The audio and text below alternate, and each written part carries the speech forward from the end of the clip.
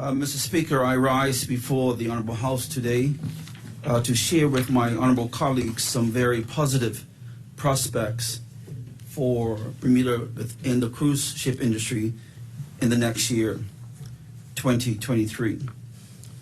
Mr. Speaker, the principal responsibility of cruise ship lays within the Ministry of Transport, working very closely with the Bermuda Tourism Authority, who promotes Bermuda, and our key internal and external industry stakeholders and cruise line partners. Mr. Speaker, in the recent years, the focus has been on the following: to attract a mix of cruise brands, including large and small ships, diversify home ports by attracting more calls from Baltimore, Norfolk, and other southeastern ports, encourage more overnight stays, and this is growing year over year.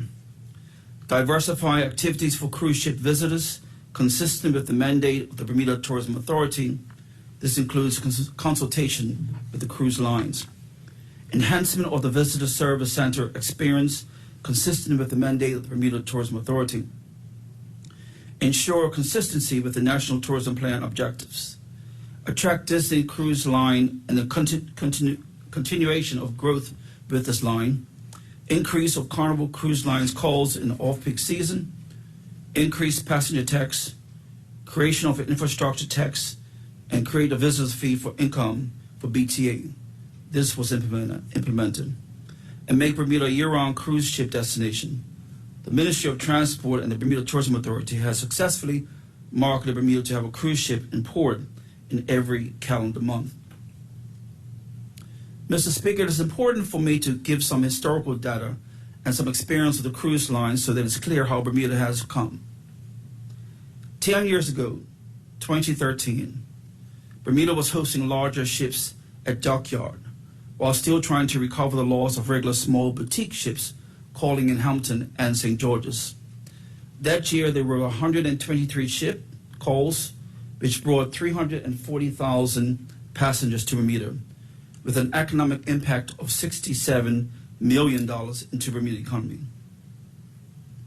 Mr. Speaker, between 2014 and 2016, there was a marginal increase in cruise ships activity, 130, 136, and 139 calls respectively, bringing between 355,000 and 397,000 passengers, and between 67 and $76 million in activity to our island. Mr. Speaker, 2017 saw an increase from 139 to 161 calls, an increase of 16%, and 418,000 passengers visited Bermuda in 2017, and $81 million was spent in our economy. However, in 2018, we saw a paradigm shift when Bermuda's effort in promoting Bermuda as a round-year cruise destination saw an increase in occasional callers and big increase in passenger spending. In 2018, 180 cruise ships visited Bermuda, with 480,000 passengers, and cruise ship economic activity increased to $148 million. Mr. Speaker, in 2019, the Bermuda government introduced the restructuring of cruise ship taxes and cabin tax valuing. A new visitor fee of $16 per person was introduced and is collected by Bermuda Tourism Authority. The transport infrastructure tax was introduced at $25 per person, and the passenger tax was increased to $25 per person for ships that berth at dockyard. In 2019, 184 cruise ships visited Bermuda, and economic impact was $170 million. Mr. Speaker, the year 2020 was forecast to be a significant year for Bermuda, with 193 scheduled calls on the books. Instead, Mr. Speaker, unfortunately, COVID-19 pandemic brought the cruise ship industry to almost complete halt. Bermuda received 4 winter calls with 9,000 passengers and $1 million in economic activity. Mr. Speaker, 2021 was a year filled with a glimmer of hope.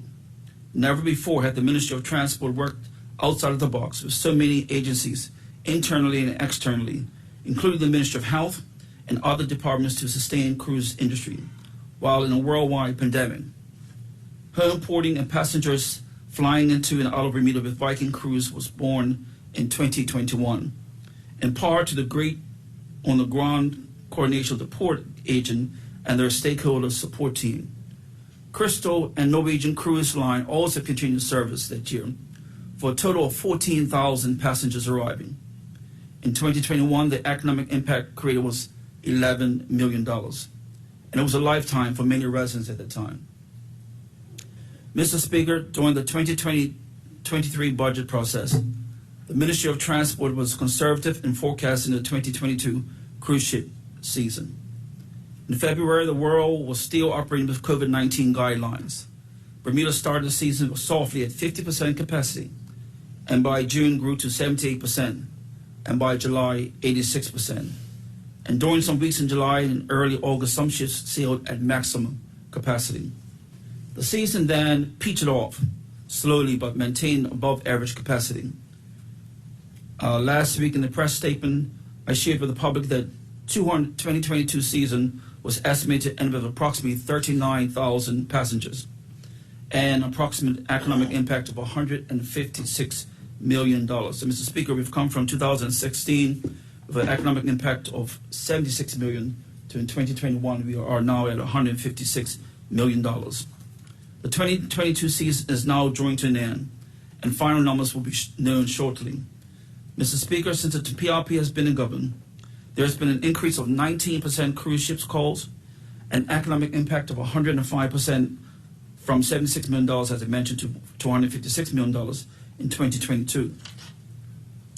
Mr. Speaker, what COVID-19 told us is how the cruise ship industry means, what the cruise ship industry means to Bermuda.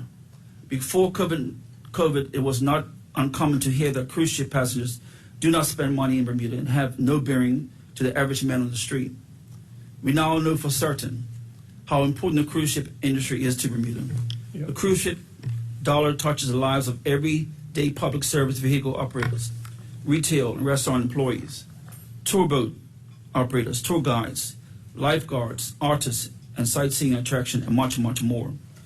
Mr. Speaker, looking ahead, I'm very pleased to provide the 2033 cruise ship industry projection for the country. The future looks bright. I'm reminded that 2023 cruise ship schedule remained fluid with 223 calls.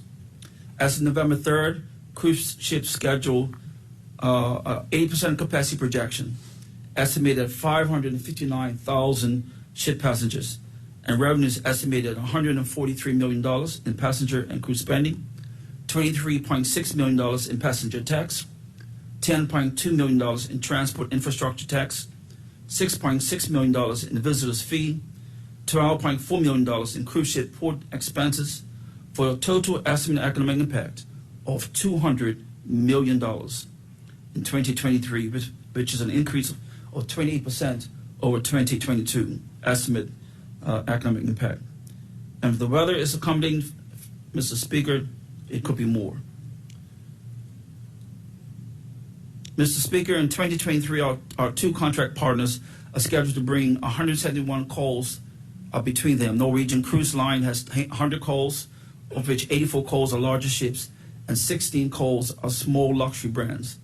Royal Caribbean Cruise Line is scheduled to bring 71 calls, of which 50 calls are the Royal brand, and 21 calls are Celebrity brand. In addition, Mr. Speaker, Carnival Cruise Line is scheduled to bring 12 calls, 9 from Carnival brand and 3 from Costa brand. And Disney Cruise has increased its call in 2023 to 11. Mr. Speaker, we continue to build a luxury market for small ships. Hamilton will see an increase in 2023 with 24 calls, and St. George's will have 10 calls. Also of note, the first visit from Ritz-Carlton Yacht Collection with the MS Evermar arrives on April 17th. And Mr. Speaker, new this year from Seabourn Cruise Line is Seabourn Aviation, arrive on April 12th, and from Seabourn Yacht Club is the Seabourn 2 on April 26th, and from Scenic Luxury Cruise is Scenic Eclipse 2, arrive on October 16th. Returning, Mr. Speaker, is Silver Sea Cruises. They have 2 cruise ships in 2023, and they are the Silver Shadow and Silver Nova on November 16th and 22 respectively. Of note, the Silver Nova is the first LNG fuel vessel, liquid natural gas, clean burning fuel to visit Bermuda. Mr. Speaker, in closing, we have come a long way since 2013, since we hosted 123 cruise ship calls. And now we look forward to welcoming up to 223 calls in 2023, spread throughout the year.